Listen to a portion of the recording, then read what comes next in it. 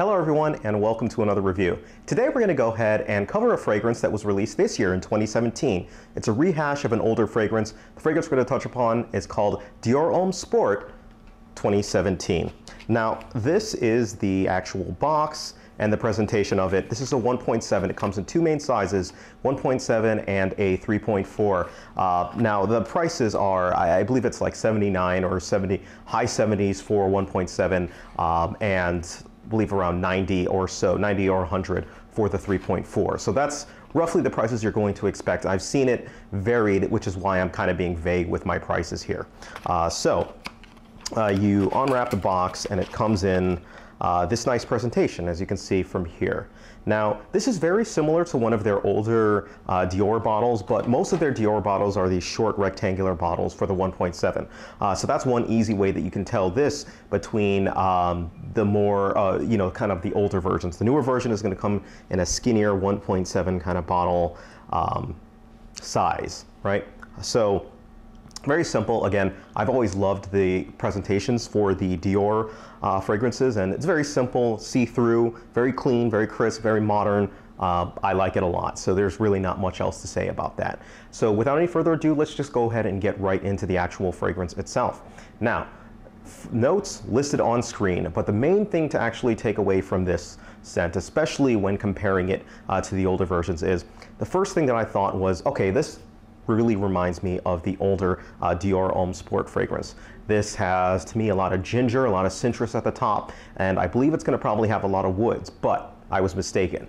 It quickly turns into a different fragrance. Instead of that gingery note, you start to get more of just a generic citrus note with this fragrance, and then a heavy sandalwood really comes into this fragrance and really brings it in, which really turns this fragrance smooth and creamy. Now, you know I love creamy fragrances. I love fragrances that have that kind of vibe, and Dior Homme Sport is really no exception to this. It does it absolutely magnificent. So it veers from its predecessors in that sort of way, and it kind of brings it in line with a lot of like the Dior Homme a little bit. It's almost like a mixture between Dior Homme Sport, the original, and Dior Homme to bring the Dior Homme Sport 2017 version into play, which is pretty interesting and I think very noteworthy. Now, as the fragrance continues to go on, it reminds me of something else, and I'm not sure if I've seen this covered or heard this covered. It really reminds me of Chanel.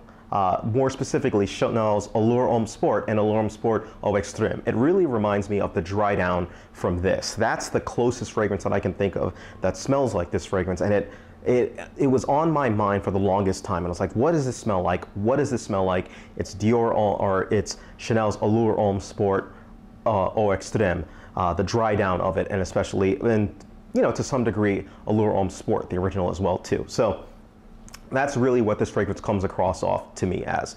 Be careful with the sprayer. You may be tempted when you spray it on thinking, oh, this is the light fragrance. This is going to be like the Dior Homme Sports of old. No, this is not the same way. They've really amped up the power with this sucker and have really brought that kick to it. So sprays are deceiving. Don't be fooled by that first or second spray. I would say 2-3 sprays maximum on this fragrance, because this fragrance projects like a beast. It is a beast. It becomes your aura. Even with 2 fragrances or with 2 sprays, it becomes your aura and something that surrounds you and is just all around you at the entire time. This becomes your scent. So it's a powerful scent. It's a long-lasting scent that gives me at least 10 plus hours, and it's a very solid ranking scent in that matter of fact. So fantastic in that regards. I think this is a good fragrance all around, any occasion that you can possibly think of. The one thing that I would caution against is when you're going to work and when you're going to more intimate events, tone down on the sprays, because it does have that power to kind of reach out and grab people. All right.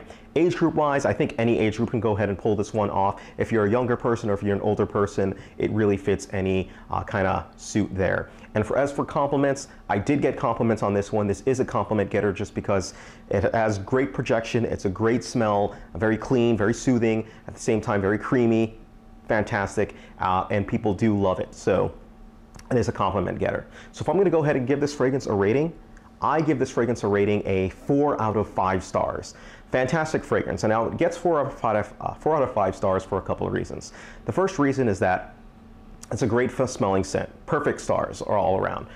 You really can't go wrong with it. It's a great smelling scent. Compliment wise, people are going to compliment you left and right on this. It's going to be absolutely fantastic in this regards.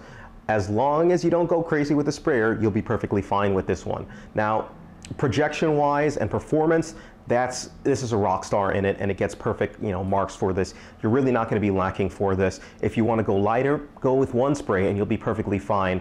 If you want to be heavier, go with 3 sprays and you'll be perfectly fine in that regard. So it can be that. And where it loses its points is from originality and value.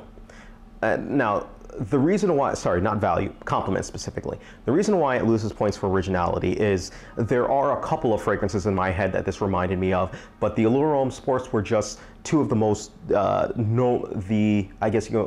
well-known. This does remind me of a couple other fragrances, and it does remind me of some of the fragrances in its own line. Dior Homme is another one that this one reminds me of. So it's not entirely original, and for that, it's going to lose a little bit of points for that. And the other reason why it loses points is the compliment factor. Now, yes, it does get compliments. However, this is tending to go a little bit more of the, like I was saying with the originality, more towards mainstream, right? So what I mean by that is you will find other fragrances that smell like this, and thus you may not get as many compliments because other people are thinking they're smelling other fragrances that they've known, and it's not going to jump out as much. So it's going to lose a little bit of points for compliments as well too. But that's not taking anything away from it because it is a fantastic fragrance, and it's a great, I would say, value especially that you're getting for it. So that's pretty much it. That's what my opinion is on the new Dior 2017. Now, a couple of addendum notes just before I close this one out. 1, if you have the original Dior Homme, should you buy this, or Dior Homme Sport, should you buy this? I would say yes. They are 2 different fragrances in that regard. They start off similar, but they are 2 different fragrances. As far as the more recent one, I forgot which year that it was listed out in. I can't really comment on that one. I don't have that one yet.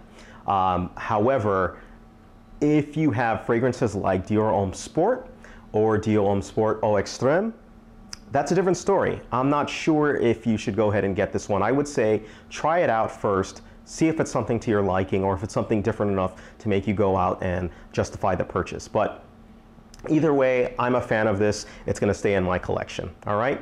Thank you guys. Let me know what your opinion is of the new 2017 Dior Homme Sport.